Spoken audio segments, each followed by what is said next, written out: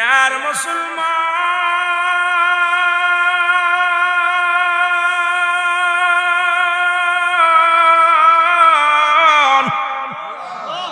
যুবক ডাকতে বলে নবী গো আমি এত বড় পাপী এত বড় গুনাহগার আমার মন বলে জীবনেও আমার গুনাহ মাফ হবে না। নবী বলে ডাকতে বলে যুবক রে তুমি তওবা করো এমন কি গুনাহ করেছো? বলে নবী গো অনেক দিন যাবত মক্কা মদিনায় কোনো মানুষ মরে না, আমিও কাফনের কাপড় চুরি করতে পারি না, আমার ব্যবসাও লাভ হয় না, হুজুর বড় কষ্টের মধ্যে আছে। হঠাৎ শুনতে পারি পাশের জমিনের মধ্যে পাশের এলাকায় একটা যুবতী নারী দুনিয়া থেকে বিদায় হয়ে গেছে। ইয়া রাসূলুল্লাহ ইয়া হাবিবাল্লাহ আমি আস্তে আস্তে সেই যুবতীর জানাজায় যাই। লোকজনে জানাজা পড়া শেষে কাফন দাফন পরাইয়া ওই গোরস্থানে যখন রাইখা দিছে আমি রাতের অপেক্ষা আছি। ইয়া রাসূলুল্লাহ ইয়া হাবিবাল্লাহ রাত্র যখন নেমে আসছে সবাই নির্জন, সবাই যখন বাড়ি ফিরে গেছে নবী গো আমি আস্তে আস্তে গোরস্থানে প্রবেশ করলাম। গোরস্থানে প্রবেশ করিয়া ওই মেয়েটার কবরখানে আমি হাত দিয়ে করলাম, মাটি সরাইয়া কবরের ভিতরে প্রবেশ করলাম। কবরের ভিতরে প্রবেশ করিয়া নবী গো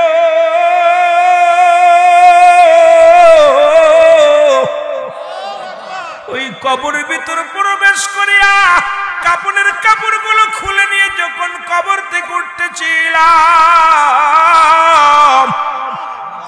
কে যেন আমার ভিতর থেকে ডাকতে বলে যুবক সারা জীবন কাফনের কাপড় চুরি করলাম, যার কবরে প্রবেশ করেছে একবার তাকায় দেখ পৃথিবীর শ্রেষ্ঠ সুন্দরী কবরে শুয়ে আছে। জিনা কর ব্যভিচার কর কেউ বাধা দিবে না, কেউ তোকে বাধা দিবে না, অন্যায় কর। ইয়া রাসূলুল্লাহ ইয়া হাবিবাল্লাহ আমি তখন সঙ্গে সঙ্গে যুবতীর মুখের দিকে একবার তাকাইলাম, তাকায় তার রূপ যৌবন দেখে আমি পাগল হয়ে গেলাম। ওই কবরের ভিতরে ওই নারীর সঙ্গে জিনায় লিপ্ত হয়ে গেলাম। ইয়া রাসূলুল্লাহ ইয়া হাবিবাল্লাহ আমার নবী শোনার সঙ্গে সঙ্গে বলে যুবক রে দূর হয়ে যা, আমার সামনে থেকে দূর হয়ে যা।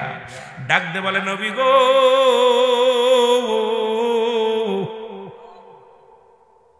আমি ওই মেয়েটার সঙ্গে জিনা করিয়া কাপড় লইয়া যখন আমি কবর থেকে উঠতেছিলাম নবী গো ভিতর থেকে একটা আওয়াজ আসলো, ডাক দে বলে যুবক আজকে তুমি আমার সামনে অন্যায় করলা, আমি কোনো প্রতিবাদ করতে পারলাম না, জীবনে কোনো পুরুষ আমার জীবনে আসে নাই, আজকে তুমি আমার মরার পরে আজকে সেই সরলতা নিয়ে আজকে তুমি আমার সেই সুযোগ সন্ধানী অন্যায় করলাম, আমি আল্লাহর আদালতে মামলা দিলাম, আমার আল্লাহ যেন কোনোদিন তোরে ক্ষমা করে না। জোরে জোরে চিল্লায় বলা যাবে না আল্লাহু আকবার। আল্লাহর নবী ডাকতে বলে যুবক রে কি বলতে চাও? বলে নবী গো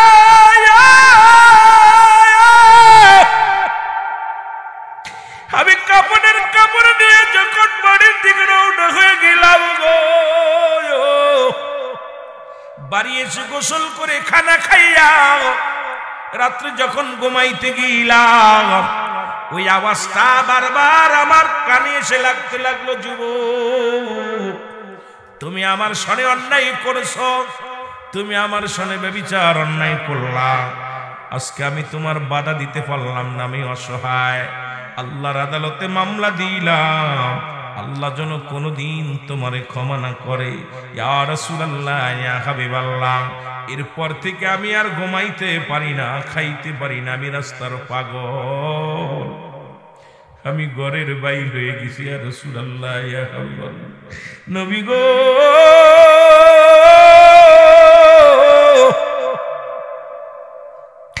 আমার রব্বি কারীম কে আমারে ক্ষমা করবে, আমারে ক্ষমা করবে। নবী বলে যুবক রে তুমি দূর হয়ে যাও, আমার সামনে থেকে দূর হয়ে যাও। নবীজি তাড়িয়ে দিলেন, যুবক কাঁদতে কাঁদতে জঙ্গলার দিকে রওনা হয়ে গেলেন। একদিন নয় দুদিন নয় 40টা দিন অঝার নয়নে চোখের পানি ফেললেন। চোখের পানি ফেলে ফেলে কাঁদতে লাগলেন, আল্লাহ তুমি আমারে মাফ করে দাও, আমাকে মাফ করে দাও। কাঁদতে কাঁদতে চোখের পানি পড়ে গা হয়ে গেছে। খানা খায় না, গাছের লতা পাতা খায়, আর আল্লাহর দরবারে কান্দার, আল্লাহ তুমি যদি আমারে মাফ না করো আমি কোথায় যাব? আমি অন্যায় করেছি, আমারে মাফ করে দাও। এর 40টা দিন পরে কাঁদতে কাঁদতে খবর শোনা গেল, ইলহাম আসলো, যুবক তোর কান্না, তোর চোখের পানি আল্লাহ সইতে পারে নাই, তোরে মাফ করে দিছে, অন্যায় করেছিস, যা রাসূলুল্লাহর কদমের মধ্যে যা, আমার রাসূল তোরে জন্য তওবা পড়ায়া দেয়। যুবক 40টা দিন পরে কাঁদতে কাঁদতে আসলেন রাসূলুল্লাহর দরবারে। আমার নবী তাকায়া দেখে সেই তরতাজা যুবকটা কঙ্কাল হয়ে গেছে, গায়ের মধ্যে কোনো গোস্ত নাই, একদম শুকায়া কঙ্কাল হয়ে গেছে। নবী ডাকতে বলে, যুবক রে তুমি আবার কেন আইছো? বলে, ইয়া রাসূলুল্লাহ, ইয়া হাবিবাল্লাহ, নবী গো,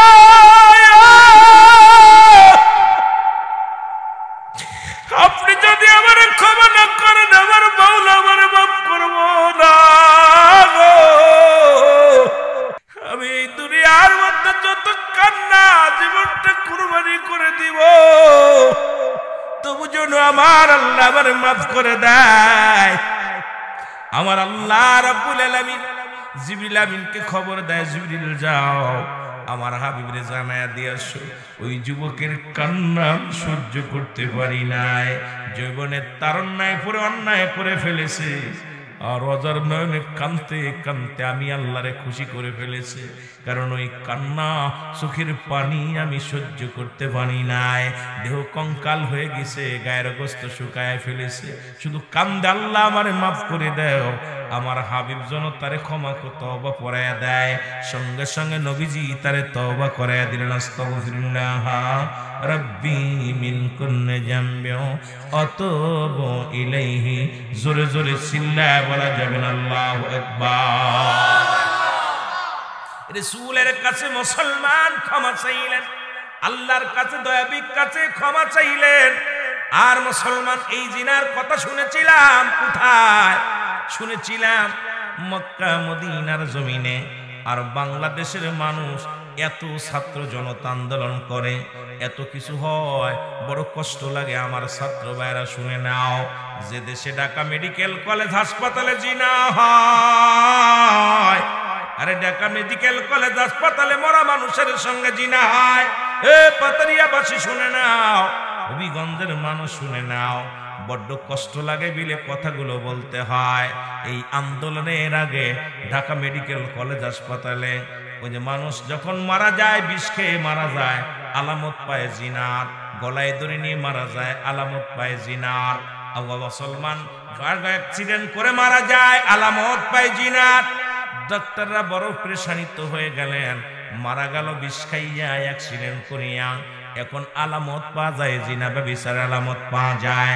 এরপরে সিসি ক্যামেরা লাগালো, তথ্য নিয়ে দেখেন মুসলমান বাংলাদেশের যিনি ডম, যিনি লাশ কাটে ঢাকা মেডিকেল কলেজের, ওনাকে যখন রিমান্ডে নেওয়া হলো, উনি বলল, যত সুন্দরী নারী এই আমার কাছে আসে, কত শত শত নারী আমি ভোগ করেছি। যখন আমি লাশ কাটার জন্য এই খাটের উপরে, আমি এই টেবিলের উপরে লাশটা রাখি, ওই দেহ আগে আমি ভোগ করে নি।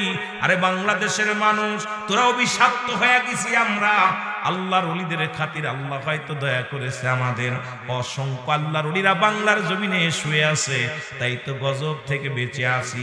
আজকে চট্টগ্রাম এত আউলিয়াদের দেশ, ওই চট্টগ্রাম মুসলমান মেডিকেল কলেজ হাসপাতালে সেখানেও জিনাকারী ধরা পড়েছে লাশের সঙ্গে। আর যে দেশে মানুষ মারা গেলে, এটা যদি অন্য দেশে হতো মেনে নিতাম, আজকে বাংলার জমিনে এত জিনা ব্যভিচার হয়। ও মুসলমান, এখানে ছাত্র আন্দোলন কোথায়? আজকে আলেম উলামা কোথায়? নেতা নেত্রী কোথায়? পীর সাহেবরা কোথায়? খানকার মধ্যে বয়ে আসো আর শুধু মানুষের সমালোচনা করো, আর মসজিদের মধ্যে বইয়া জিকির করো, কোষে কোষে আল্লাহরে পাওয়া সম্ভব নয়। আল্লাহকে যদি পাইতে হয়, ন্যায় নীতির উপরে দাঁড়াও, অটল থাকরে মুসলমান। এই বাংলার জমিন থেকে জিনা ব্যভিচার যদি উচ্ছেদ না করতে পারো, আল্লাহর শান্তি এই বাংলার জমিনে আসা সম্ভব নয়। জোরে জোরে চিল্লায় বলো ঠিক কিনা? মদিনা যাইতে পারলাম না, মদিনা দেখতে পারলাম না, মদিনা যাইতে পারলাম না, মদিনা আমি অসহায় তাই এত দূরে রই, অসহায় তাই এত দূরে রই, দূর থেকে সালাম জানাই, বলো দূর থেকে জানাই, মদিনা যাইতে পারলাম না, মদিনা মদিনার নাম কত মধু,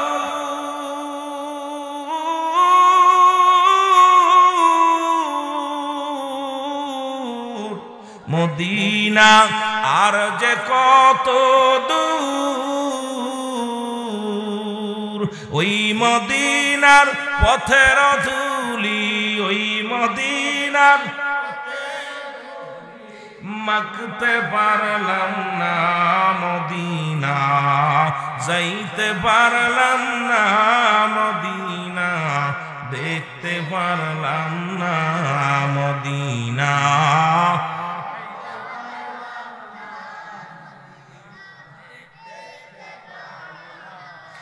মদিনার নাম কত সুন্দর,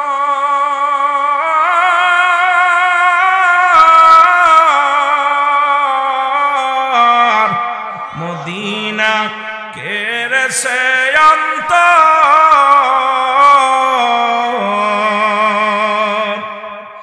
এই মদিনার নাম কত সুন্দর, মদিনা কেড়ে সে অন্তর, গরিবি দুঃখীর সালাম খানি, গরিবি দুঃখীর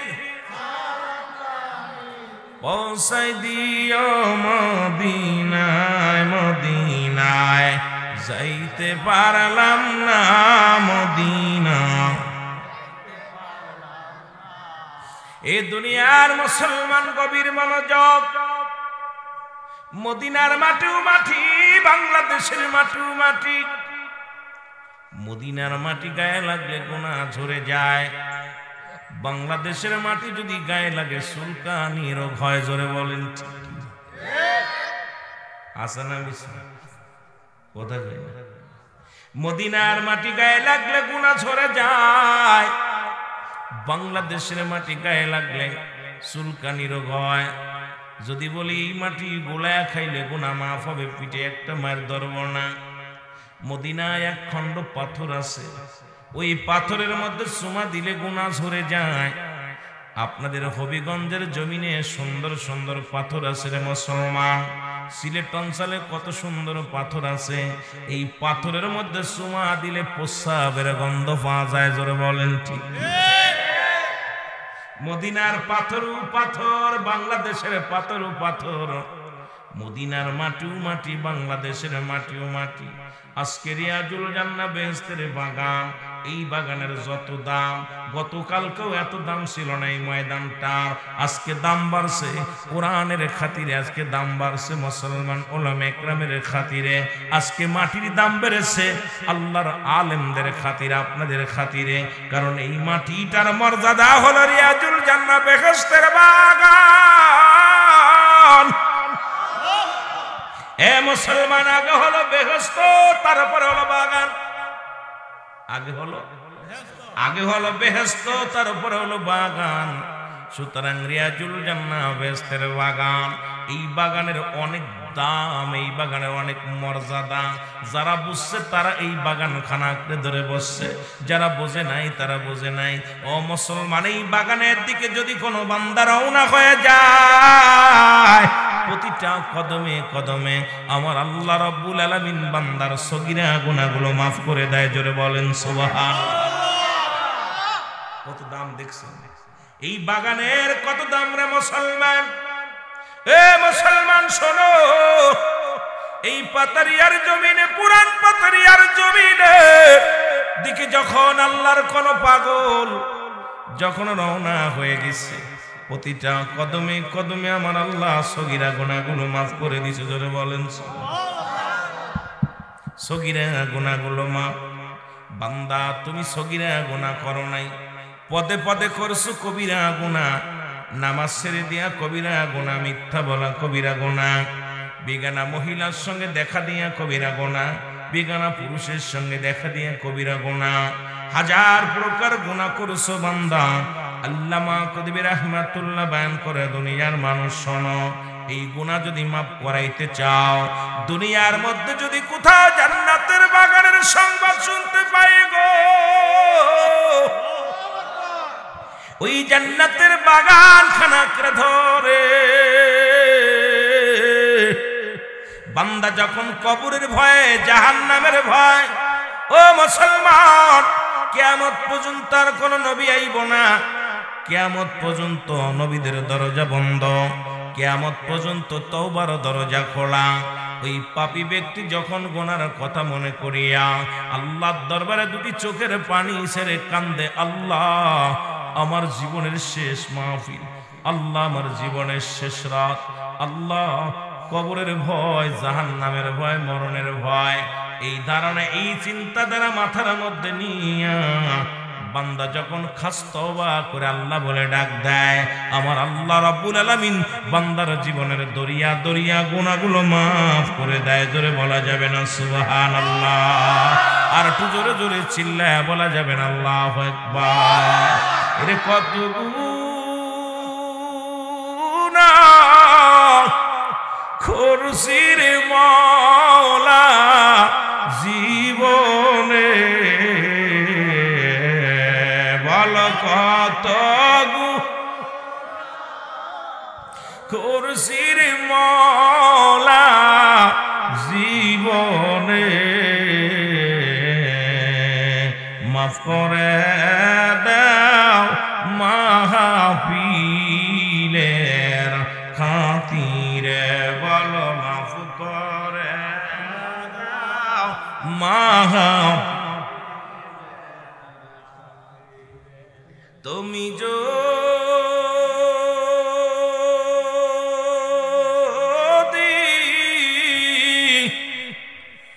মাফ না করো আল্লাহ বান্দারে, তোমার বান্দা যাবে গো মওলা কার কাছে, তোমার বান্দা যাবে গো মওলা কার কাছে। আল্লাহুম্মা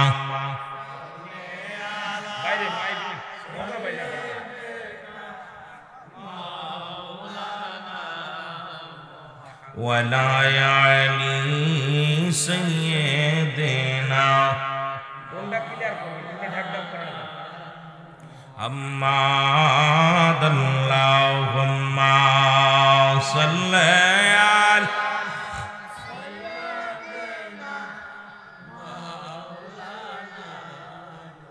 ولا علي سيدنا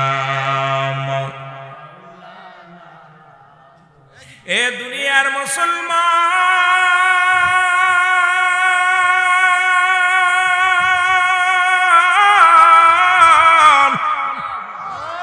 রাহমাতুল্লিল আলামিনের কদমের মধ্যে এক যুবক আসলেন, বলে ইয়া রাসূলুল্লাহ, ইয়া হাবিবাল্লাহ, নবী গো আমি অপরাধী, আমারে আপনি মাফ করায়া দেন নবী গো, আমারে আপনি তওবা করায়া দেন। জোরে বলেন আল্লাহু আকবার। কি করায় দেন? তওবা করায় দেন। আল্লাহর নবী বললেন, যুবকরে তুমি তওবা করো। যুবক ডাকতে বলে, আজকে যেমন যুবক ভাইয়েরা বসে আছেন একটু শুই নালান। যুবক ডাকতে বলে, নবী গো, ও মায়ের নবী, আমি এত বড় পাপী, এত বড় গুনাহগার নবী গো, এই দুনিয়ার মধ্যে আমি যদি তওবা করি আমার গুনাহ মাফ হবে না। আমার এই তওবা যদি করি নবী গো, আমার মন বলে আমার আল্লাহ মাফ করবে না। আল্লাহর নবী বলে যুবক রে তুমি তওবা করো, জোরে বলেন আল্লাহু আকবার। আর একটু জোরে বলেন আল্লাহু আকবার। একটু তওবা করো, তওবা করো। যুবক বলে ইয়া রাসূলুল্লাহ, ইয়া হাবিবাল্লাহ, আমি এমন পাপ করেছি, এমন অন্যায় করেছি, আমার মন বলে এই পৃথিবীর মধ্যে আমার রব্বে কারীম আমারে মাফ করো না। আল্লাহর নবী কয় যুবক রে এমন কি অপরাধ করেছে, এমন কি অন্যায় করেছে যা আমার মাওলা মাফ করবে না? যুবক কান্দার বলে নবী গো, আপনি জানেন এই মক্কা মদিনার জমিনে কাফনের কাপড় চুরি হতো, জোরে বলেন আল্লাহু আকবার। কবর থেকে কাফনের কাপড় চুরি হতো। ইয়া রাসূলুল্লাহ, ইয়া হাবিবাল্লাহ, ওই কাফনের কাপড় নবী বলে হ্যাঁ, মানুষ কত নিষ্ঠুর, মানুষের যাবার বেলা 3 টুকরা কাপড় নিয়ে যায় সঙ্গে করে, কোনো কিছু নিতে পারে না। এই মানুষটাকে উলঙ্গ করে পণ্যে থেকে কাপড়খানা খুলে নেয়। অনেক দুঃখ, অনেক কষ্ট পাইলেন মায়ার নবীজি বললেন ও যুবক, আমিও বড় কষ্ট পাইলাম এই কথা শুনে।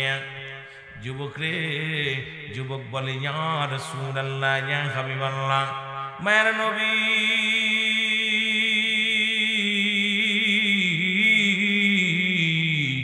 ওই মক্কা মদিনার জমিনে যত কাপনের কাপড় চুরি হতো, ওই কাপনের কাপড়গুলো আমি যুবক চুরি করতাম। জোরে জোরে চিল্লায় বলা যাবে না আল্লাহু আকবার।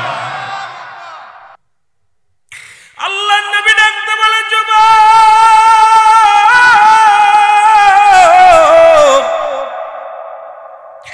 যে মানুষটা চিরদিনের জন্য বিদায়, দুনিয়ার সম্পদ রেখে দুনিয়ার বেলাখানা রেখে বিদায় হয়ে যায়, 3 টুকরা কাপড় মাত্র সঙ্গে নিয়ে যায়, তুমি সেই 3 টুকরা কাপড় চুরি করেছো।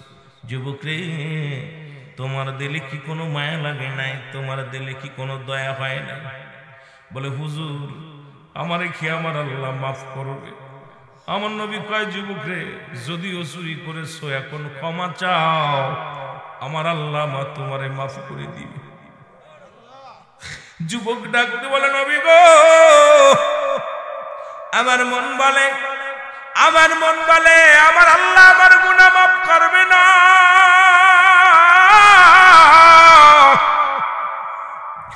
আমার আল্লাহ আমার পাপী, আমি এমন পাপী রে,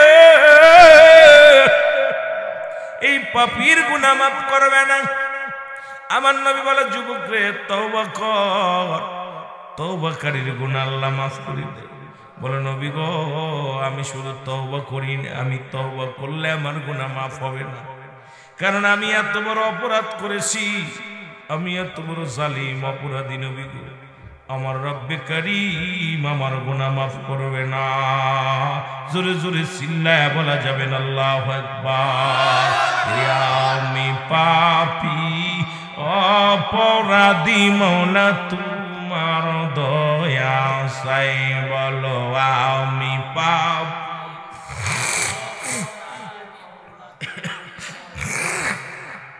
জোরে আমি পাপী,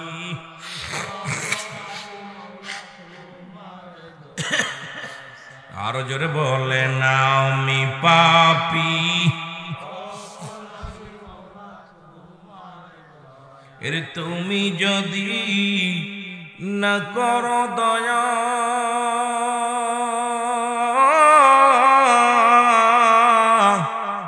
আমার হবে কি উপায়? আল্লাহ তুমি যদি না করো দয়া, আমার হবে কি উপায়? আমি পাপী,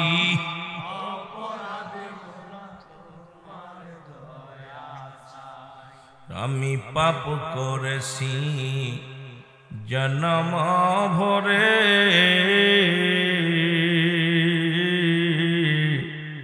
ক্ষমা চাই গো ওহে মওলা জান্নাতের বাগানে, ক্ষমা চাই গো ওহে আল্লাহ আশিকের মাহফিলে ওরে দয়া কর দয়াল আল্লাহ গো দয়া কর দয়াল আল্লাহ আমি পাপী সংসারে বল দয়া কর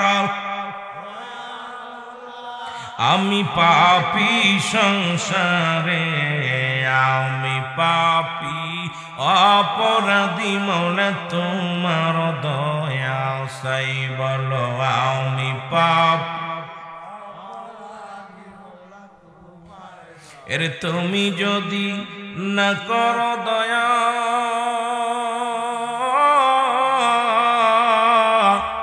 আমার হবে কি উপায় আমি পাপ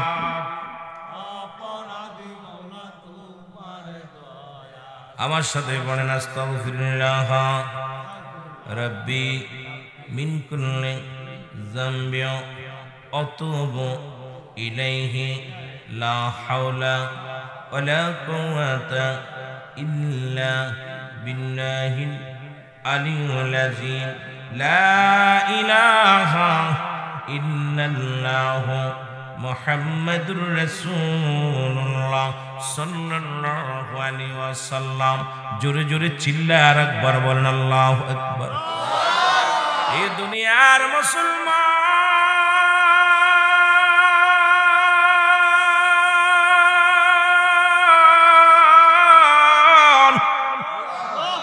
যুবক ডাকতে বলে নবী গো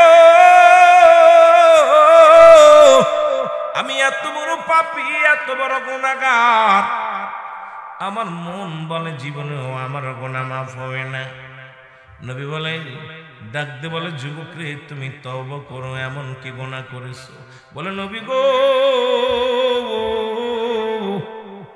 অনেক দিন যাবত মক্কা মদিনায় কোনো মানুষ মরে না আমিও কাফনের কাপড় চুরি করতে পারি না আমার ব্যবসাও লাভ হয় না হুজুর বড় কষ্টের মধ্যে আছি হঠাৎ শুনতে পারি পাশের জমিনের মধ্যে পাশের এলাকায় একটা যুবতী নারী দুনিয়া থেকে বিদায় হয়ে গেছে ইয়া রাসূলুল্লাহ ইয়া হাবিবাল্লাহ আমি আস্তে আস্তে সেই যুবতীর জানাজায় যাই লোকজনে জানাজা পড়া শেষে কাফন দাফন পরাইয়া ওই গোরস্থানে যখন রাইখা দিছে আমি রাতের অপেক্ষা আছি ইয়া রাসূলুল্লাহ ইয়া হাবিবাল্লাহ রাত্র যখন নেমে আসছে সবাই নির্জন সবাই যখন বাড়ি ফিরে গেছে নবী গো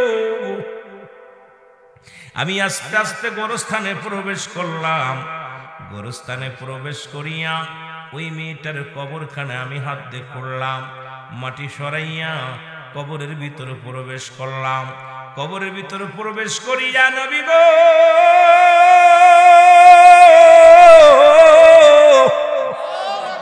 ওই কবরের ভিতরে প্রবেশ করিয়া কাপড়ের কাপড়গুলো খুলে নিয়ে যখন কবর থেকে উঠতেছিলাম কে যেন আমার ভিতর থেকে ডাকতে বলে যুবক সারা জীবন কাফনের কাপড় চুরি করলাম যার কবরে প্রবেশ করেছে একবার তাকায় দেখ পৃথিবীর শ্রেষ্ঠ সুন্দরী কবরে শুয়ে আছে জিনা কর ব্যভিচার কর কেউ বাধা দিবে না কেউ তোকে বাধা দিবেন অন্যায় কর ইয়া রাসূলুল্লাহ ইয়া হাবিবাল্লাহ আমি তখন সঙ্গে সঙ্গে যুবতীর মুখের দিকে একবার তাকাইলাম তাকায় তার রূপ যৌবন দেখে আমি পাগল হয়ে গেলাম ওই কবরের ভিতরে ওই নারীর সঙ্গে জিনায় লিপ্ত হয়ে গেলাম ইয়া রাসূলুল্লাহ ইয়া হাবিবাল্লাহ আমার নবী শোনার সঙ্গে সঙ্গে বলে যুবক রে দূর হয়ে যা আমার সামনে থেকে দূর হয়ে যা ডাক দে বলে নবী গো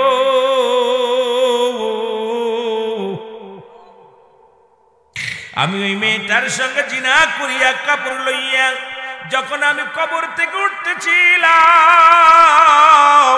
নবী গো ভিতর থেকে একটা আওয়াজ আসলো ডাক দে বলে যুবক আজকে তুমি আমার সঙ্গে অন্যায় করলা, আমি কোনো প্রতিবাদ করতে পারলাম না। জীবনে কোনো পুরুষ আমার জীবনে আসে নাই। আজকে তুমি আমার মরার পরে আজকে সেই সরলতা নিয়ে আজকে তুমি আমার সেই সুযোগ সন্ধানী অন্যায় করলা। আমি আল্লাহর আদালতে মামলা দিলাম, আমার আল্লাহ যেন কোনোদিন তোরে ক্ষমা করে না। জোরে জোরে চিল্লায় বলা যাবে না আল্লাহু আকবার। আল্লাহর নবী ডাকতে বলে, যুবক রে কি বলতে চাও? বলে, নবী গো,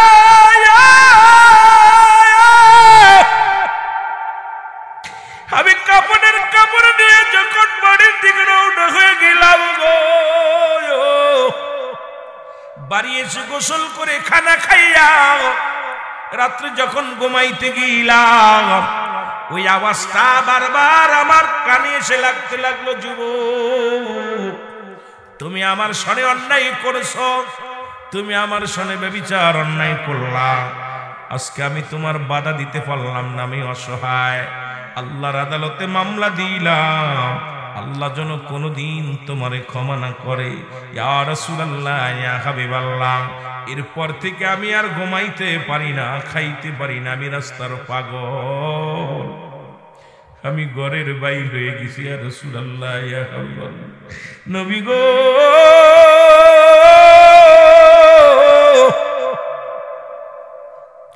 আমার রব্বি কারীম কে আমারে ক্ষমা করবে, আমারে ক্ষমা করবে।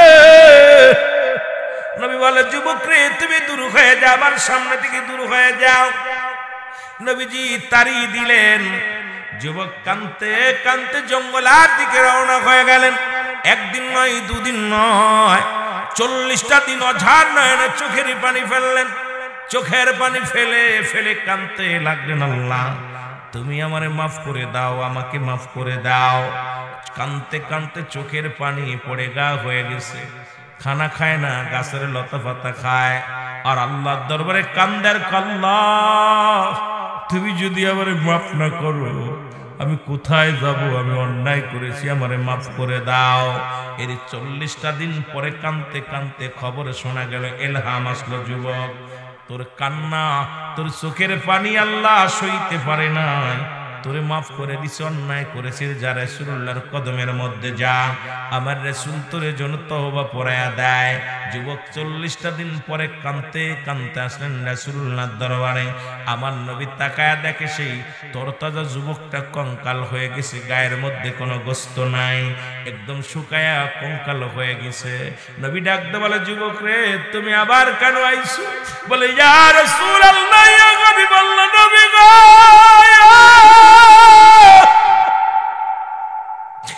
আপনি যদি আমার ক্ষমা না করেন, আমার মাওলা আমার মাফ করব না।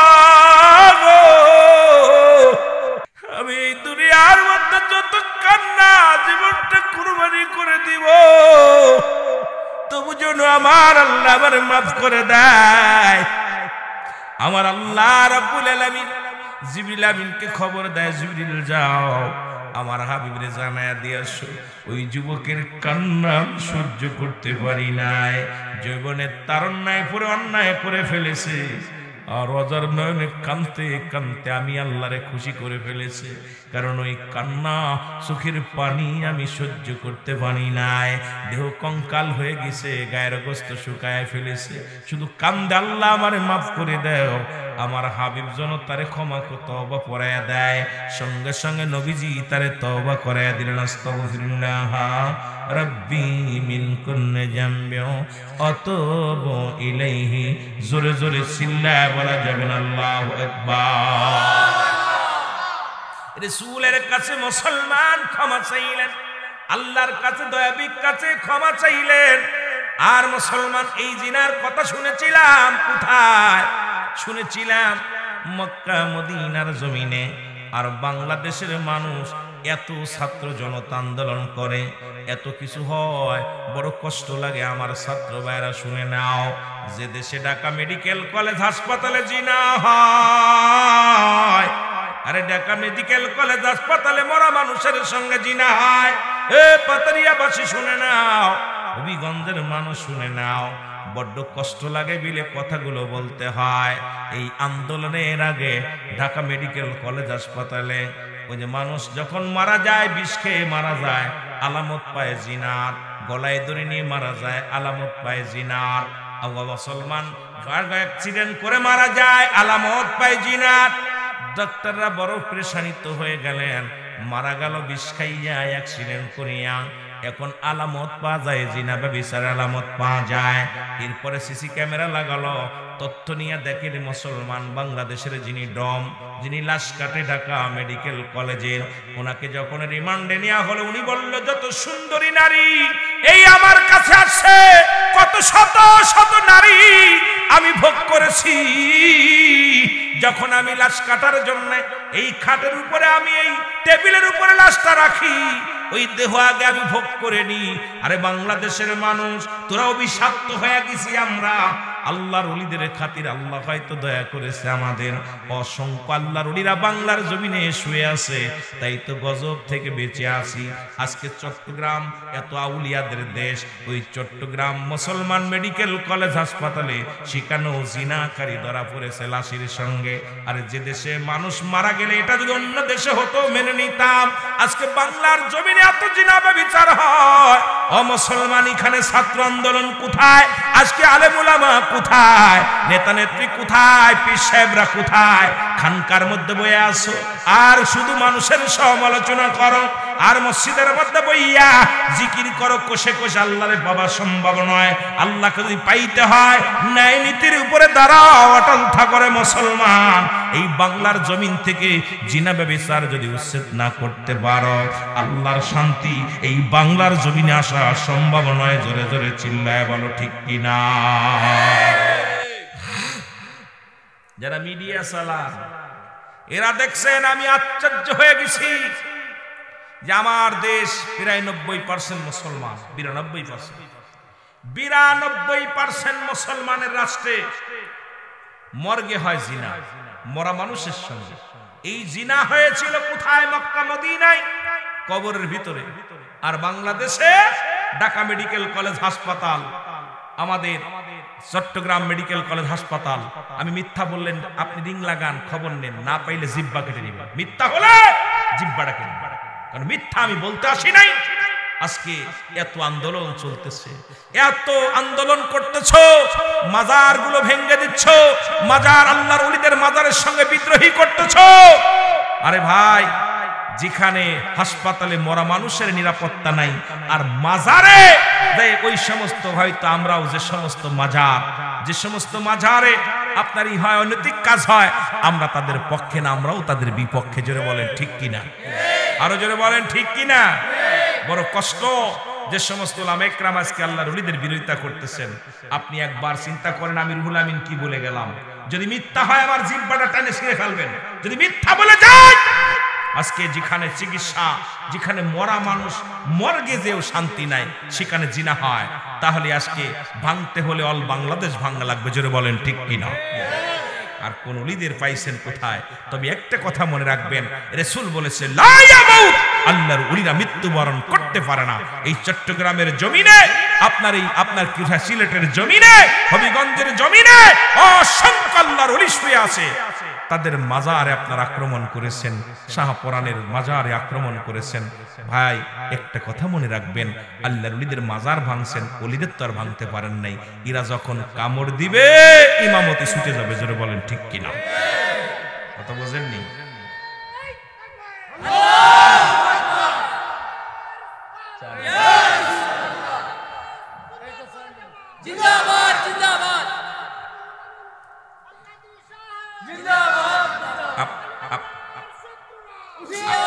আপনারা কি কষ্ট পাচ্ছেন? কষ্ট পাচ্ছেন? ভাইজান বলছে শাহজালালের কথা। এই শাহজালালের ইতিহাস যে ব্যক্তি জানে, সেই মৌলবী জীবনে ওলিদের বিরোধিতা করবে এমন পাওয়ার, এমন শক্তি কারণ নাই। যেটা বলে ঠিক কিনা? এই জমিনে ইসলাম আনছে কে? কথা বলেন কে? আজকে সিলেটের জমিনে যারা আছেন, বাবা শুনে নেন, এই শাহজালাল কি করেছিল শোনেন। আল্লাহ বলেন সূরা ইউনূসের মধ্যে 11 নম্বর পারা 62 নম্বর আয়াত। ওয়াজ এখনো শুরু করি নাই, কথা বোঝেন। 2-4 ঘন্টা চলে গেলে আমি চিন্তা করি না, যদিও আমার কষ্ট হলো, ভিতরে অনেক কষ্ট, এই জন্য কথাগুলো বলতেছি।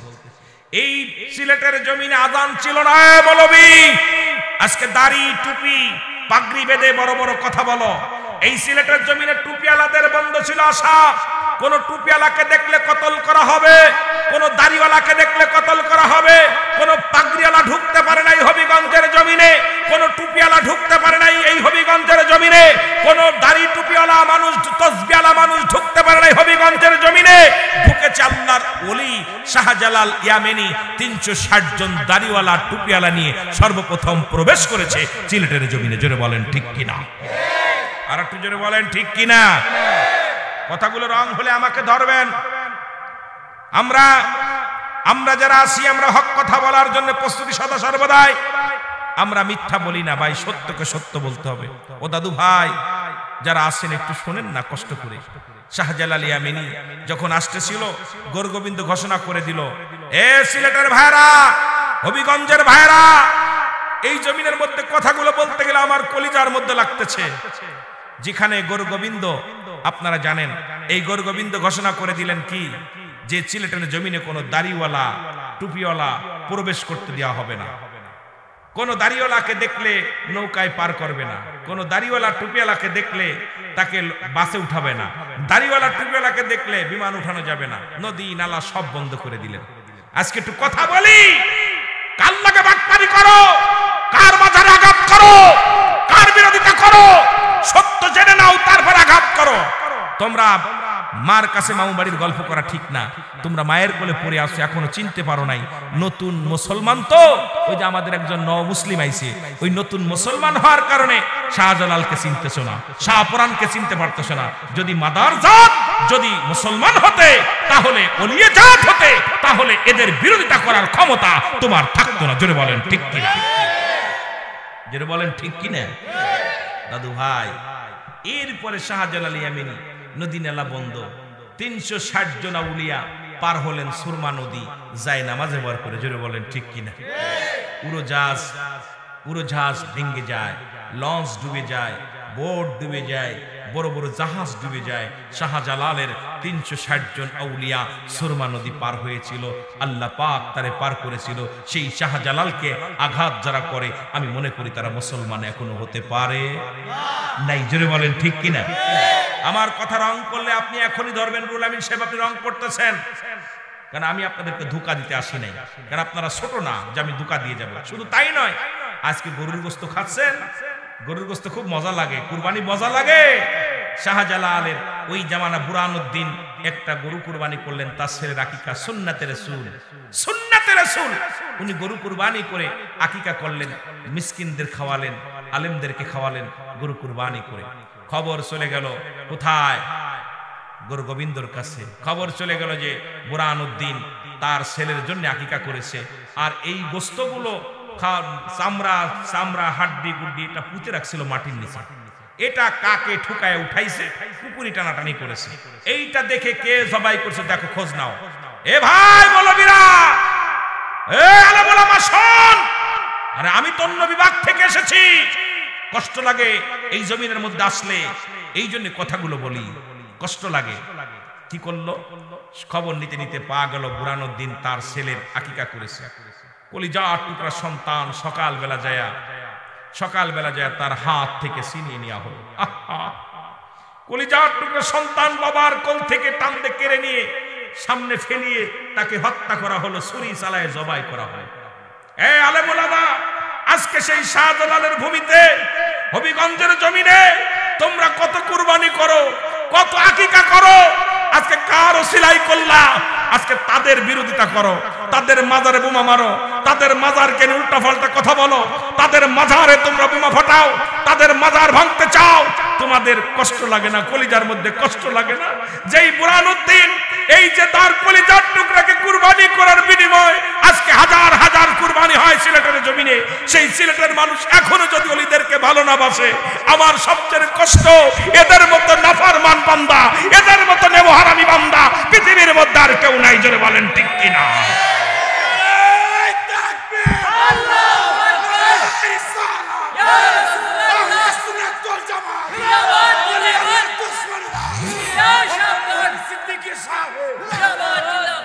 আমরা ভুল করতে পারি, আমরা দূরের মানুষ, আমরা ভুল করতে পারি। আপনারা তো বাড়ির মানুষ, মায়ের খবর জানেন। সেখানে যখন আঘাত করতে যান একটু কি কলিজার মধ্যে লাগে না? আজান ছিল না, এই সিলেটের জমিনে কোনো আজান ছিল না। শাহজালাল আমিনী আজান দিয়েছে আল্লাহু আকবার, গোর গোবিন্দের উপরে সাত ভেঙে গেছে। জোরে বলেন ঠিক কিনা? আজকে যখন আজান দেন মসজিদে, একবার কি মেম্বার সাহেব, মুয়াজ্জিম সাহেব ওই মেম্বারে দাঁড়ায় একবার কি চিন্তা করেন যে আজকে আজান আমি দিতে পারতাম না এইভাবে? শাহজালাল আনছে। আরে সিলেটের মানুষ, তোরা কেমন নে মহারামি, তোরা কেমন নিষ্ঠুর, সেদিকে তোরা আঙ্গুল তুলিস। আমার কলিজার মধ্যে আঘাত লাগে তখনই যে সিলেটের মানুষগুলো এত ভুল করবে কেন, এত ভুল করবে কেন? কারণ ভুল করলে তো ভুলের মাসুল দিতেই হবে বাবা। যা যা আজকে মেম্বারে বসে আজান দাও, আজকে এত সুন্দরভাবে ইমামতি করো, কিন্তু এমন একটা দিন ছিল কালেমা পড়তে পারতে না, চলতে পারতে না, তখন তাদেরও সিলায় এই দেশের মধ্যে এত সুন্দর ইসলাম আসলো। তাদেরকে ভালোবাসার দরকার নাই, দয়া করে নিরাপত্তা থাকো। যদি তোমার মন না চায় দরকার নাই, তোমার মন যদি না চায়, আমি বলতেছি না তুমি তাদের শ্রদ্ধা করো, ভালোবাসো, দরকার নাই, কিন্তু একবার ভাবো বসে বসে যে তাদের অবদান কি অস্বীকার করতে পারবা? অস্বীকার করা যাবে? বলেন অস্বীকার করা যাবে? অস্বীকার করার ক্ষমতা নাই। এই বুখারীর হাদিস, বুখারীর হাদিস, নবীজি বলেছেন যদি কোনো ব্যক্তি আল্লাহর ওলিদের সঙ্গে দুশমনী করে, আল্লাহ তার বিরুদ্ধে জিহাদ ঘোষণা করে। জোরে বলেন আল্লাহু আকবার, আরো জোরে বলেন মারহাবা। সুতরাং কষ্ট পেয়ে কথাগুলো বললাম, কষ্ট পেয়ে কথাগুলো হয়তো আমি জ্বলন্ত কথা বলে গেছি। যদি ভুল হয় আমাকে ওপেন বলেন, হুজুর আপনি রং করছেন, আমি রং করেছি বলেন। কিন্তু এই কথাগুলো যখন সিলেটের জমিনে এসে আমাদের হাত পা কাঁপে। আপনি জানেন না, আমি যখন সিলেটের জমিনে পা দিই, যখন সিলেট বিভাগের মধ্যে পা লাগাই, গাড়ির ড্রাইভারে বলে আগে সালাম দে ওলি আল্লাহদেরকে, দিয়া তারপরে সম্মানের সঙ্গে প্রবেশ কর। কারণ এই জমিনে অসংখ্য ওলি শুয়ে আছেন, এরা জিন্দা ওলি। কারণ রাসূল বলেছে আলা সাবধান ইন্নানি মিরকাত, মিরকাতে 10ম খণ্ড 722 নম্বর পৃষ্ঠা, তাফসীরুল বায়ান 5ম খণ্ড 524 নম্বর পৃষ্ঠা। রাসূল বলেছে আলা সাবধান ইন্না, নিশ্চয় আল্লাহ ইন্নাউলিল্লাহি, আল্লাহর তরফ থেকে যারা ওলি হয়েছে, লা ইয়ামুত, তাদের মৃত্যু নাই। সুতরাং সবাই জিন্দা শুয়ে আছে, এদেরকে সম্মান কর, তাজিম কর। সুবহানাল্লাহ বলেন। আল্লাহর দরকার নাই, যার দরকার নাই সে চলে যান। আমি তো বলতেছি না যে আপনাদের মানতে হবে, বলতেছি না আপনাদের পীর মানতেই হবে, পীরের কাছে যান, ভালো লাগে না নীরব থাকেন, কিন্তু ওলি আল্লাহদেরকে আঘাত করেন না। জোরে বলেন ঠিক কিনা? জোরে বলেন ঠিক কিনা? ইহা দ্বারা ক্ষতিগ্রস্ত হয়ে যাব। এই জন্য আমি করজোরে দাবি করব, ওলি আল্লাহদের পক্ষে থাকবেন, লাভ। ওলি আল্লাহদের পক্ষে থাকলে লাভ, লস নাই। জোরে বলেন ঠিক কিনা? একটু মহব্বতের সঙ্গে দুরূদ শরীফ পড়েন, আল্লাহুম্মা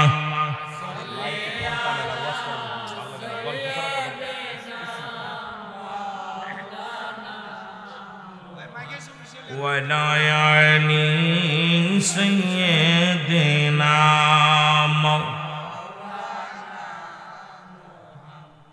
আমার মনে বড় আশা ছিল যাব মদিনায়, বলেন মনে বড় আশা ছিল যাব এর মক্কাওয়ালা মদিনাওয়ালা, মক্কাওয়ালা মদিনাওয়ালা, আমায় তুমি দেখা দাও। আমার মনে বড় যাব মদিনায়, বলেন আমার মনে বড়।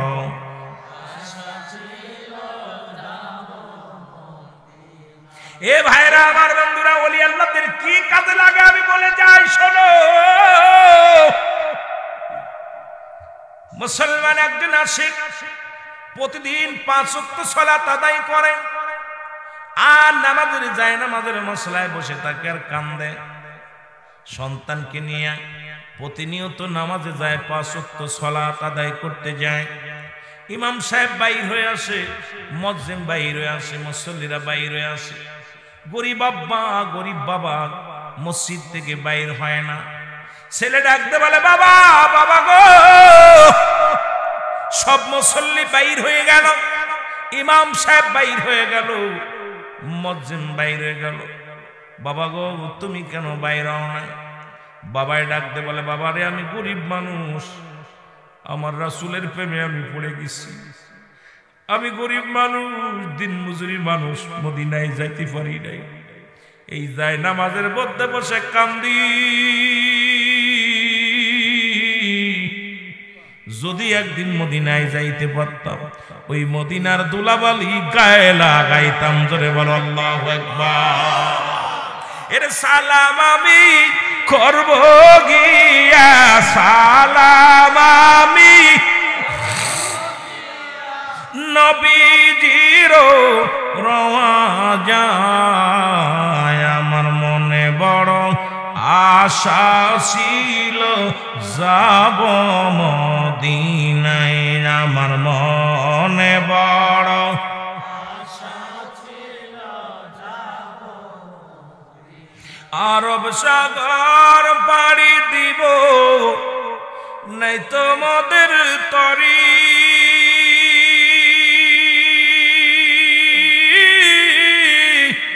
পাখা নয় তুড়ে যাব ডানাতে ভর করি। ওরে আশায় আছে সম্বল নাই, আশায় আছে করি কেউ পায়। আমার মনে বড়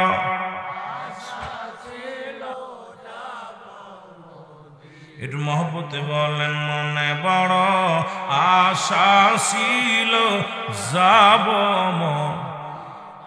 কে যাও ভাই পাতারিয়াবাসী সোনার মদিনা,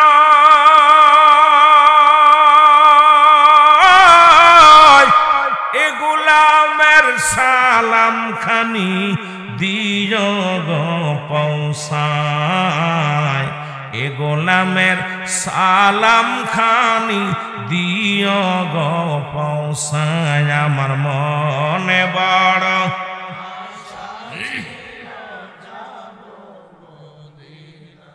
এ ভাইরা আমার, প্রতিনিয়ত বাবাই কান্দে,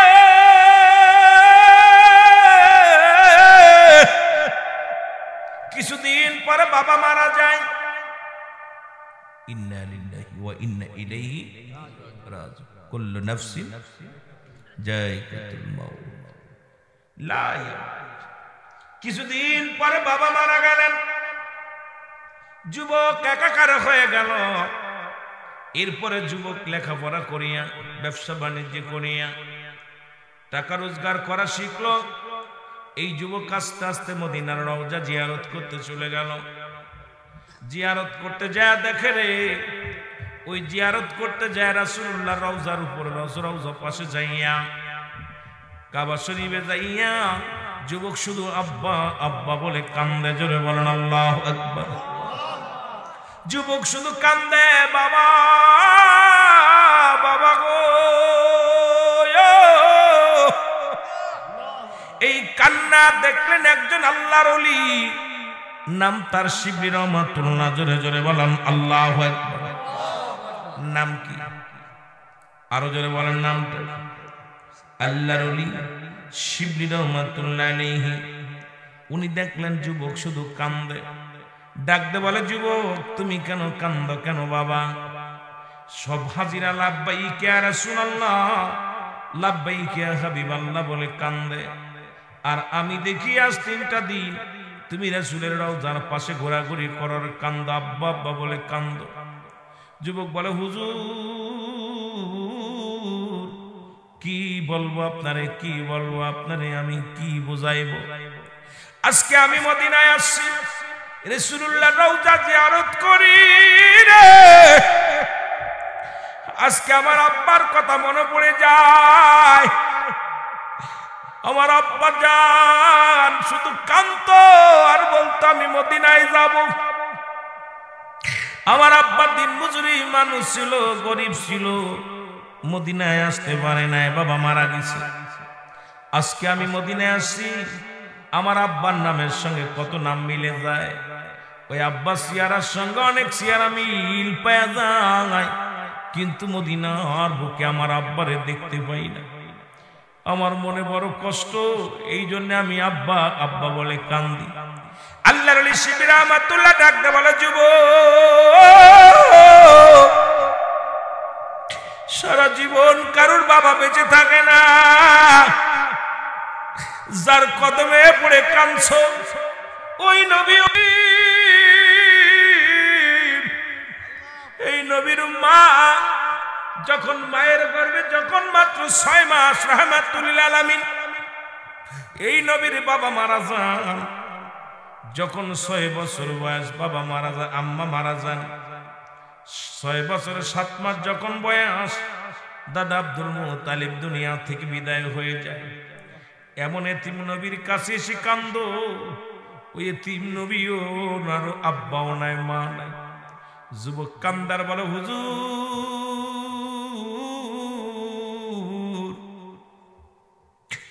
আজকে আমার বাবার কথা মনে পড়ে যায়, আজকে আমার বাবার কথা মনে পড়ে যায় বড্ড। আমার আব্বা দান এই শীতের রাত্রে মসজিদে যাইয়া নামাজ আদায় করতো, ফজরের নামাজ, ঈশার নামাজ। মুসল্লিরা সবাই চলে আসতো, আর যাই নামাজের মধ্যে বসে আব্বা চোখের পানি ছেড়ে কাঁদতো আর বলতো, মনে বড় আশা ছিল যাব মদিনায়, আমার মনে বড়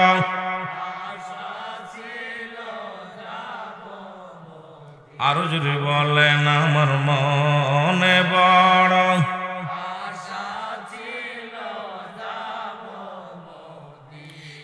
এই আরব সাগর পাড়ি দিব, নাই তোমাদের তরি,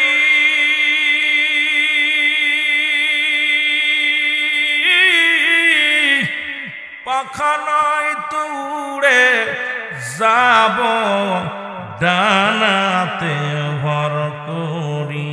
ওরে আশায় আছে সম্বল নাই, আশায় আছে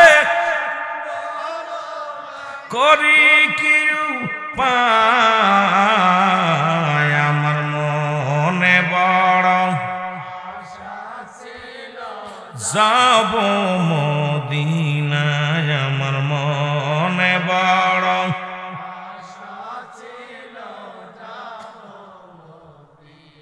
আল্লাহর ওলি শিবলি রাহমাতুল্লাহ ডাকতে বলে, যুবক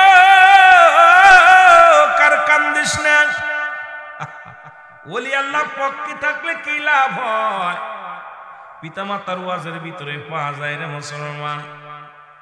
এবার আল্লাহর ওলি শিবলি রাহমাতুল্লাহ 2 রাকাত নামাজ পড়ে রাসূলুল্লাহ রওজার পাশে চোখের পানি ছেড়ে কাঁদতে লাগলেন।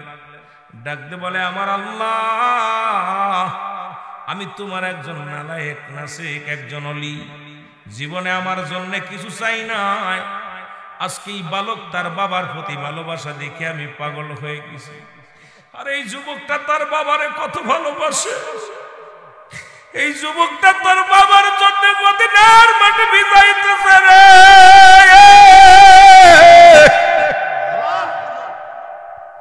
এই যুবক তার বাবারে কত ভালোবাসে। আল্লাহ, তুমি এই যুবকের বাবার সঙ্গে মদিনাওয়ালার রওজা যোগাযোগ করায়া দাও। জোরে জোরে চিল্লায় বলা যাবে না মারহাবা। আল্লাহর ওলি যখন দোয়া করলেন, যুবক চোখের পানি মুছে বলে, এ আল্লাহর ওলি, মুরব্বি, আমার আর কোনো দুঃখ নাই মনে, আমার আর কষ্ট নাই মনে। এই মাত্র আমি দেখতে পাইলাম আমার আব্বা জানের কবরের সঙ্গে মদিনাওয়ালা রহমতের নবী রাহমাতাল লিল আলামিনের যোগাযোগ হয়ে গেছে। জোরে বলা যাবে না সুবহানাল্লাহ। এই জন্য ওলি আল্লাহদের পক্ষে থাকলে লাভ না লস। জোরে বলেন লাভ না লস।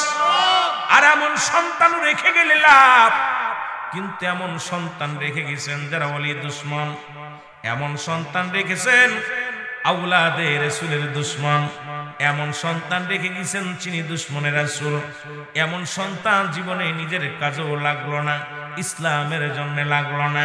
কারণ মুসলমান পৃথিবীর মধ্যে সন্তান, পিতা মাতা যদি দুনিয়া থেকে বিদায় হয়ে যায়, একটা সন্তান তার দায়িত্ব হলো সন্তান মুসলমান। শুনে নেন, পৃথিবীর মধ্যে বাবা মা বেঁচে থাকলে তার হক হলো 7টা, জোরে বলা যাবে না আল্লাহু আকবার। কয়টা হক? 7টা হক। এই 7টা হক যদি আদায় না করেন আব্বা মার, কিয়ামত পর্যন্ত নামাজ পড়ে কাজ হবে না, রোজা রেখে কাজ হবে না, যাকাত দিয়ে কাজ হবে না। কারণ পিতা মাতা বড় নিয়ামত। রাসূল বলছে, শুনে নাও মুসলমান শোনো। আবার পৃথিবী থেকে বিদায়ের পরে সন্তান, তোমরা যারা বাবা, তোমরা যারা দুনিয়ার মধ্যে আছো, আমার আব্বা মা, আপনার আব্বা মা যারা দুনিয়া থেকে চলে গেছে, 14টা হক হলো দুনিয়া থেকে বিদায়ের পরে। মোট 14টা হক। 7টা হক দুনিয়ায় জীবিত থাকতে, 7টা হক দুনিয়া থেকে বিদায়ের পরে। এই 14টা হক প্রতিটা আব্বা মার জন্য আদায় করতে হবে। আমরা যারা সন্তান আছি, যাদের আব্বা মা মুসলমান দুনিয়ার মধ্যে আছে, যারা দুনিয়া থেকে চলে গেছেন, তাদের জন্য এই 14টা হক আদায় করা লাগবে কি লাগবে না? আমার ভাইরা, আমার বন্ধু, এই জন্য নবীজি বললেন, ও আমার সাহাবীরা, তোমরা কেউ কি কবুল হজের সব পাইতে চাও? সাহাবীরা বলে, ইয়া রাসূলুল্লাহ, ইয়া হাবিবাল্লাহ, কে বানা চাই? নবী বললেন, তোমাদের ঘরে যাদের পিতা মাতা জিন্দা আছে, তোমাদের মা, তোমাদের বাবা, যাদের দুনিয়ার জিন্দেগিতে জিন্দা আছে, বাড়ি যে সালাম দিবা, আসসালামু আলাইকুম মা, আসসালামু আলাইকুম বাবা, তোমার আমলনামায় একটা কবুল হজের সব লেখা হয়ে যাবে। জোরে জোরে চিল্লায় বলা যাবে না সুবহানাল্লাহ? যাদের জিন্দা আছে একটু হাত দুখানা তুলে দেখেন, যাদের আছে, যাদের আব্বা মা এখনো জিন্দা আছে, মাশাআল্লাহ, অনেকেরই আব্বা মা জিন্দা আছে।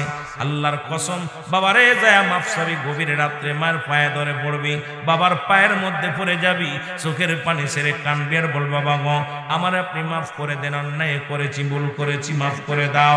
কারণ মুসলমান যাদের আব্বা মা এখনো দুনিয়ার মধ্যে জিন্দা আছে, শুধু সালাম দিবা বাড়ি যে, আসসালামু আলাইকুম মা, আসসালামু আলাইকুম বাবা, তোমার আমলনামায় একটা কবুল হজের সব লেখা হয়ে যাবে। এই নেকিটা চাই কি চাই না? তাহলে বাড়িতে সালাম দিবেন কি দিবেন না?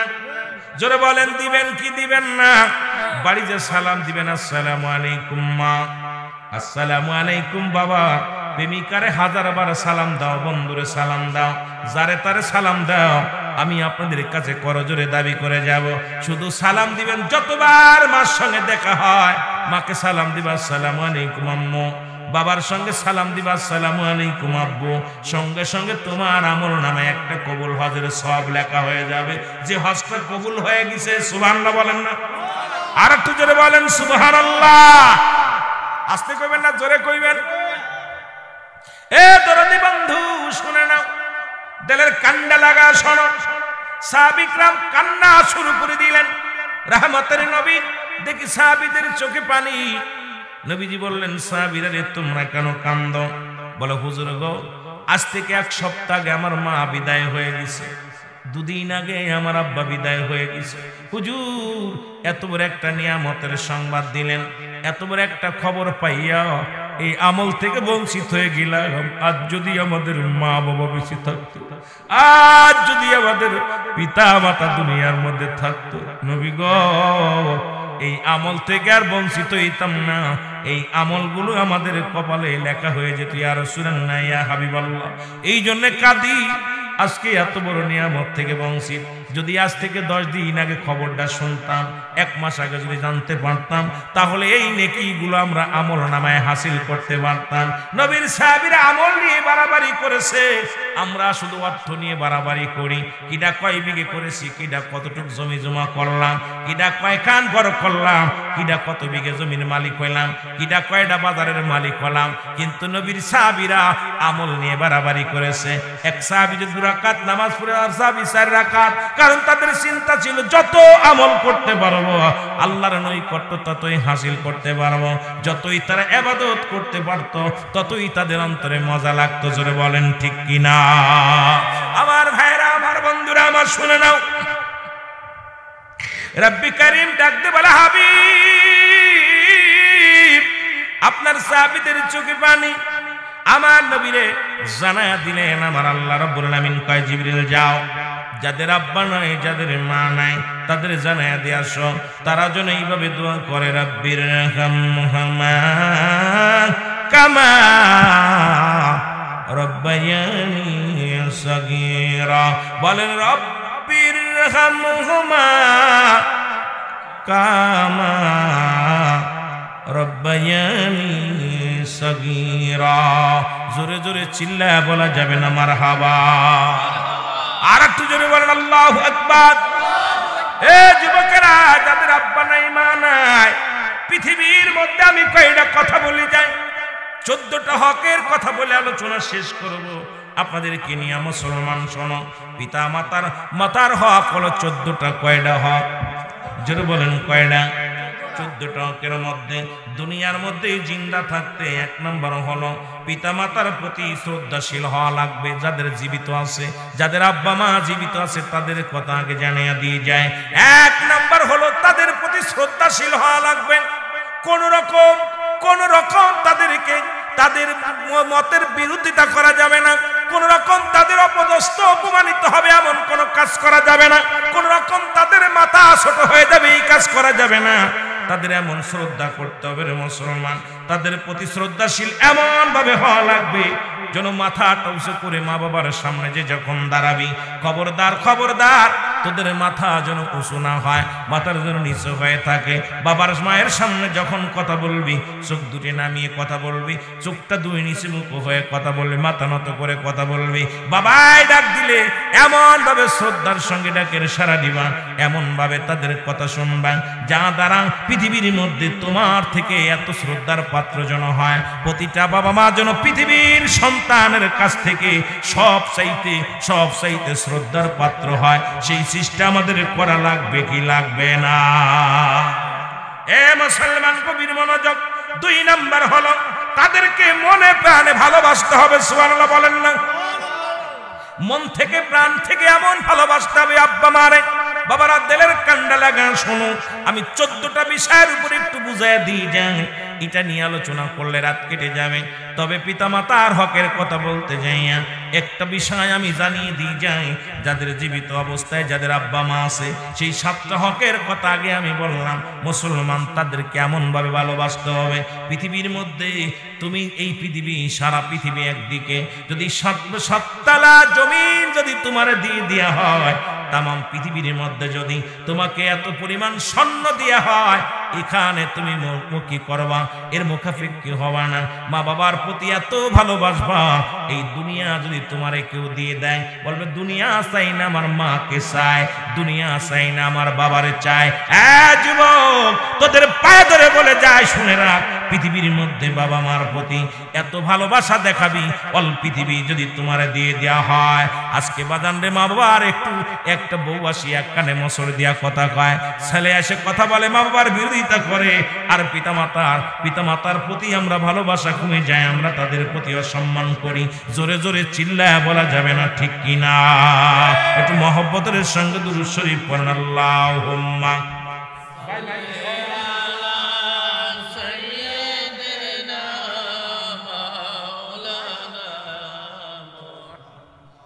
ওয়ালা আলি সাইয়্যিদিনা মাওলানা মুহাম্মদ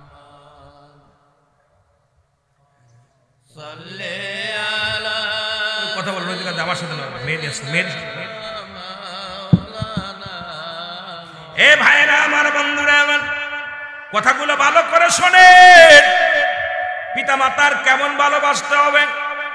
এখন আপনার বিবিরে বেশি ভালোবাসেন, ছেলেরে ভালোবাসেন, বারণ নাই তাদেরও ভালোবাসেন, কিন্তু এক পৃথিবীটাল পৃথিবী আপনার এক হাতের মধ্যে দিবে, আর একদিকে আপনার মা থাকবে, বাবা থাকবে। পৃথিবীর মানুষদেরকে জানায়া দিবেন, দুনিয়ার মানুষ শোনো, এই পৃথিবীর মুখাপেক্ষী নয়। আমি আমার মা পাগল, আমি আমার বাবা পাগল রে। আব্বা মা যদি দোয়া করে জান্নাত পাওয়া যাবে। পৃথিবীর কোন মৌলবী দোয়া করলে লাগতেও পারে, না লাগতে পারে, কিন্তু পিতা মাতা যদি একবার কোনো সন্তানের জন্য উক্লাতি করে, যদি কোনো সন্তানের জন্য দোয়া করে, এই দোয়া বিফলে যায় না। জোরে জোরে চিল্লায় বলা যাবে না, আল্লাহু আকবার। এ আমার ভাইয়েরা, আমার বন্ধুরা, 3 নাম্বার হলো সর্বদাই, এ মুসলমান শুনে নাও, তাদেরকে তাদের কথা মেনে চলতে হবে, তাদেরকে মেনে চলতে হবে। বাবা বলছে ডানি যাস না, যা যাবে না। মা বলছে বামে যা যাবে না। বাবারে বাবা মা মনে কষ্ট পেয়েছে, বউকে তালাক দিতে বলেছে, 1 মিনিট দেরি করিস না, বউকে তালাক দিয়া দে, ওই বইয়ের দরকার নাই। যদি বলে বাবারে এখন বর্তমান কত দেখলাম বরগুনার জমিনে মুসলমান, শুনে নাও, প্রেমিকার জন্য মাকে হত্যা করে ফ্রিজের ভিতরে আটকায় রাখছে। এত দুঃখ দুনিয়ার মধ্যে, আজকে মায়ের জন্য প্রেমিকার জন্য মাকে হত্যা করে, প্রেমিকার জন্য বাবাকে হত্যা করে, এর চাইতে করুণ দৃশ্য আর কি থাকতে পারে মুসলমান? আজকে দুনিয়ার মধ্যে শুনে নাও, তাদের কথা মতো যদি না চলো, তাদের কথা মতো যদি না চলো, আল্লাহর কসম দুনিয়ার নামাজ রোজা সব বিফলে চলে যাবে। জোরে বলো আল্লাহু আকবার। আমার ভাইরা, আমার বন্ধুরা, আমার এই একটা বিষয়ের উপরে যদি গুরুত্ব দিয়ে আলোচনা করি গো, রাত শেষ হয়ে যাবে, আপনাদের বেশি কষ্ট দিব না। মুসলমান শুনে নাও, 4 নাম্বার তাদের খেদমত করা লাগবে। জোরে বলো আল্লাহু আকবার। 4 নাম্বার তাদের খেদমত করা লাগবে। এমন খেদমত, তোমার ব্যবহারে মা যদি কয় উহু, তোমার বাবা যদি কয় উহু, আল্লাহর আরশ পর্যন্ত কেঁপে যাবে, জান্নাত হারায় ফেলবি। পৃথিবীর মধ্যে জান্নাত যদি পাইতে চাও, মারে কষ্ট দিয়ে যাবে না, বাবারে কষ্ট দিয়ে যাবে না, এমন খেদমত করা লাগবে। ও মুসলমান শোনো, তোমার মা তোমার বাবার কি চাহিদা, কি চায়, এটা তার বলার আগে তুমি সর্বদাই প্রস্তুতি হয়ে যাও। তার গরম পানি, শীতের দিনে যে গরম পানিগুলো করে দাও, শীতের দিনে তুমি লেপটা তারে গরম করে দাও। যুবক শুনে নাও, ঠান্ডা খাবার তোমার মা বাবার সামনে দিও না, গরম খাবার গুলো এনে দাও। তোমার মা বাবার কি করো, তোমার গায়ের মধ্যে, মাথার মধ্যে হাত বোলায়া দাও, পাটা টিপে দাও, পায়ের হাত নখগুলো টিপে দাও, বাবা মায়ের সঙ্গে গল্প করো। মুসলমান শোনো, এমন ভাবে খেদমত করো, যদি তোমার মা বাবা এই খেদমতে খুশি হয়ে যায়, আল্লাহ রাব্বুল আমিন রাজি হয়ে যাবে, খুশি হয়ে যাবে। দুনিয়ার মধ্যে তোমাকে আল্লাহ পাক ইজ্জত দিবে, সম্মান দিবে, হাসরের ময়দানেও তোমার ইজ্জত সম্মান বেড়ে যাবে। জোরে জোরে বলো আল্লাহু আকবার। আর একটু জোরে বলো আল্লাহু আকবার। ও যুবক শুনে নাও, শুনে নাও, আজকে আমার দেশের অনেক ছেলে মেয়েরা বাদ দিলেই খেদমত হয় না, টাকা দিলেই খেদমত হয় না। মা বাবার কি চাহিদা, মা কি চায়, বাবা কি চায়, এই দিকে খেয়াল রাখা লাগবে। ও মুসলমান, সর্বদাই তাদের খেদমতের জন্য নিয়োজিত থাকা লাগবে। বাবারে গভীর মনোযোগ। 5 নাম্বার শুনে নাও মুসলমান, শোনো, তাদের প্রয়োজনীয়তা পুরা করা লাগবে। জোরে বলো আল্লাহু আকবার। তাদের প্রয়োজন কি? কি তাদের প্রয়োজন? এখন আপনি জানেন আপনার আব্বা পান খায়, আপনার মা তামাক খায়, বাজারে গেলেন, এটা আপনার প্রয়োজন। একটা স্যান্ডেলের প্রয়োজন, কাপড়ের প্রয়োজন, খাবারের প্রয়োজন। রাত্রে বাবা মা বুড়া হয়ে গেছে, আপনি কিছু বিস্কিট এনে দিলেন, আপনি কি করলেন?